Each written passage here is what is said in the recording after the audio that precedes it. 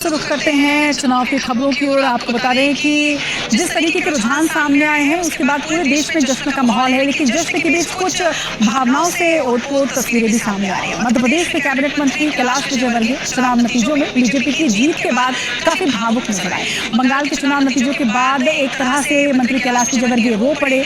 संवाददाता निहारिका शर्मा ने खास बातचीत की है।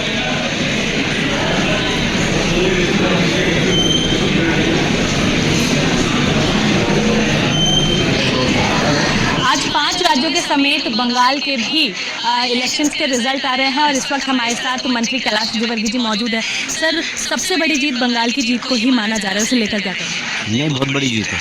देश के लिए मोदी जी ने और अमित शाह जी ने तोहफा दिया।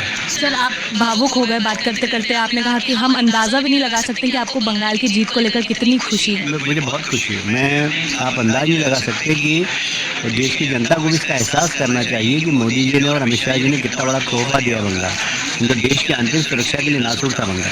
सर, सुरक्षा सहित हमारी आर्थिक स्थिति को और बेहतर करने के लिए भी बंगाल में हमारी भाजपा की सरकार होनी बेहद जरूरी है। देश को मजबूत बनाने के लिए जो मोदी जी का सपना है कि स्वतंत्रता के 100 वर्ष हो जाए, जब देश दुनिया का सबसे ताकतवर देश बने, उसमें बंगाल की भूमिका भी बहुत महत्वपूर्ण है। सर, सारे नेताओं की बात अलग, लेकिन आपकी बात इसलिए अलग क्योंकि बंगाल से आपका एक अलग नाता था। आपने काफ़ी पीड़ा भी सही है और वो दौर आपका अलग था, लेकिन अब वो गुजर गया।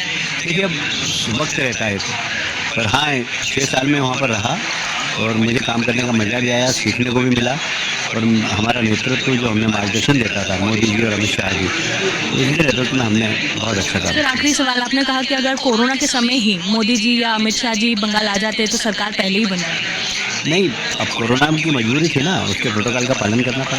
तो इसलिए देश का प्रधानमंत्री अगर चुनाव के कारण प्रोटोकॉल तोड़े तो देश की जनता से कैसे कहेंगे कि आप घर के अंदर रहो। तो इसलिए मोदी जी ने अमित शाह जी ने कहा कि चुनाव हमारे लिए जरूरी नहीं है, हमें देश के लोगों की रक्षा और सुरक्षा जरूरी है। बिल्कुल। तो आपने सुना मंत्री कैलाश विजयवर्गीय को, जिन्होंने बताया कि किस तरह से सरकार तो पिछली बार ही बन चुकी होती है, हालांकि किन्हीं कारणों के चलते सबसे पहले कोरोना प्रोटोकॉल के चलते हुए नहीं आ पाए। लेकिन कैमरामैन संतोष जटवन के साथ निहारिका शर्मा, ABC 24 इंदौर। चुनाव के रुझान को लेकर भी इंदौर में जोश और उत्साह का माहौल लगातार बना हुआ है। आपको बता दें कि यहाँ एक डांस अकेडमी में जश्न की कुछ अद्भुत झलक देखने को मिली है, वो भी आपको दिखाते हैं। डांसर्स ने असम का प्रसिद्ध बिहू नृत्य जो होता है वो कर जश्न मनाया है। डांसर्स से खास बातचीत की है और ये तस्वीरें दिखाएंगे निहारिका शर्मा।